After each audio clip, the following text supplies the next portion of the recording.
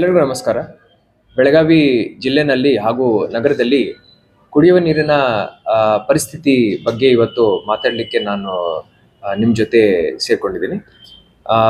ನಮ್ಮ ಜಿಲ್ಲೆನಲ್ಲಿ ಈಗ ಹೀಟ್ ವೇವ್ ನಡೀತಾ ಇದೆ, ಬಿಸಿಗಾಳಿ ಅಂತ ಏನು ಹೇಳ್ತೀವಿ. ಎಲ್ಲ ಜನತೆಗೆ ನಾವು ತಮ್ಮ ಮುಖಾಂತರ ಮಾಹಿತಿ ಏನು ನೀಡಲಿಕ್ಕೆ ಹೊರಟಿದ್ದೀವಿ ಅಂದರೆ, ಮಧ್ಯಾಹ್ನ ಕಾಲದಲ್ಲಿ ಬಿಸಿಲು ಭಾಳ ಜಾಸ್ತಿ ಇರುತ್ತೆ, ಪ್ರಿಕಾಷನ್ಸ್ ತಗೋಬೇಕು. ನಾವು ಆಲ್ರೆಡಿ ಒಂದು ಮೀಟಿಂಗ್ ಮಾಡಿ ಅಡ್ವೈಸರಿ ಒಂದು ಇಶ್ಯೂ ಮಾಡಿದ್ದೀವಿ. ಡಿಹೈಡ್ರೇಷನ್ ಸಿಂಪ್ಟಮ್ಸ್ ಏನಾದರೂ ಕಂಡು ಬಂದಾಗ ಓರಲ್ ರಿಹೈಡ್ರೇಷನ್ ಸೊಲ್ಯೂಷನ್ ORH ಅವ್ರು ಕನ್ಸ್ಯೂಮ್ ಮಾಡಬೇಕು.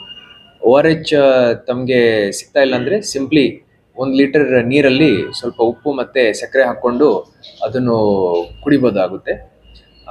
ಅದಲ್ಲದೆ ಎಲ್ಲ ಕಡೆ ಎಲ್ಲ ನಗರ ಸ್ಥಳೀಯ ಸಂಸ್ಥೆಗಳಲ್ಲಿ ಹಾಗೂ ಬೆಳಗಾವಿ ನಗರದ ಕಾರ್ಪೊರೇಷನಲ್ಲಿ ನಾವು ಕಾರ್ಪೊರೇಷನ್ ಕಮಿಷನರ್ ಅವರಿಗೂ ಮತ್ತು ಎಲ್ಲ ಚೀಫ್ ಆಫೀಸರ್ಗಳಿಗೆ ಈಗಾಗಲೇ ನಿರ್ದೇಶನವನ್ನು ನೀಡಿದ್ದೀವಿ. ವಾಟರ್ ಪಾಯಿಂಟ್ಸ್ ಹಾಗೂ ಶೇಡ್ ಏರಿಯಾಸ್ ಕ್ರಿಯೇಟ್ ಮಾಡಬೇಕಂತ ನಾವು ಹೇಳಿದ್ದೀವಿ. ಇದಲ್ಲದೆ ಕುಡಿಯೋ ನೀರಿನ ವಿಷಯಕ್ಕೆ ಸಂಬಂಧಪಟ್ಟಾಗಿ ನಮ್ಮ ಜಿಲ್ಲೆಯಲ್ಲಿ ಇರುವಂಥ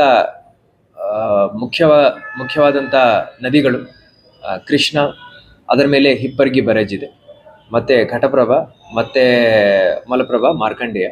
ಈ ನದಿಗಳಲ್ಲಿ ಎಷ್ಟು ನೀರು ಸಂಗ್ರಹಣೆ ಮಾಡಿದ್ದೀವಿ ಅನ್ನೋದ್ರ ಬಗ್ಗೆ ನಾವು ನಮ್ಮ ಮೀಟಿಂಗಲ್ಲಿ ಈಗಾಗಲೇ ಚರ್ಚೆಯನ್ನು ನಡೆಸಿದ್ದೀವಿ. ಘಟಪ್ರಭಾದಲ್ಲಿ ಹಿಡಕಲ್ ಜಲಾಶಯದಲ್ಲಿ ಸರಿಸುಮಾರು 13 TMC ನೀರು ಈಗ ಸದ್ಯಕ್ಕೆ ಲೈವ್ ಸ್ಟೋರೇಜ್ ಇದೆ. ರೈತರ ಬೇಡಿಕೆದಂತೆ ಹಾಗೂ ಜನರ ಬೇಡಿಕೆದಂತೆ ನಾವು ಮಾನ್ಯ ಪ್ರಾದೇಶಿಕ ಆಯುಕ್ತರ ಮುಖಾಂತರ ಆದೇಶವನ್ನು ಹೊರಡಿಸಿ ಘಟಪ್ರಭಾ ನದಿಯಲ್ಲಿ ನೀರನ್ನು ಬಿಟ್ಟಿದ್ದೀವಿ. ಜೊತೆಯಲ್ಲಿ ಲೆಫ್ಟ್ ಬ್ಯಾಂಕ್, ರೈಟ್ ಬ್ಯಾಂಕ್ 2 ಕೆನಾಲ್ಗಳಲ್ಲಿನೂ ನಾವು ನೀರನ್ನು ಬಿಟ್ಟಿದ್ದೀವಿ. ಕೆನಾಲಲ್ಲಿ ಇರುವಂಥ ನೀರು ಮತ್ತು ನದಿ ನೀರು ಪಕ್ಕದ ಜಿಲ್ಲೆಗೆ ನಿನ್ನೆ ರಾತ್ರಿ ಮುಟ್ಟಿದೆ.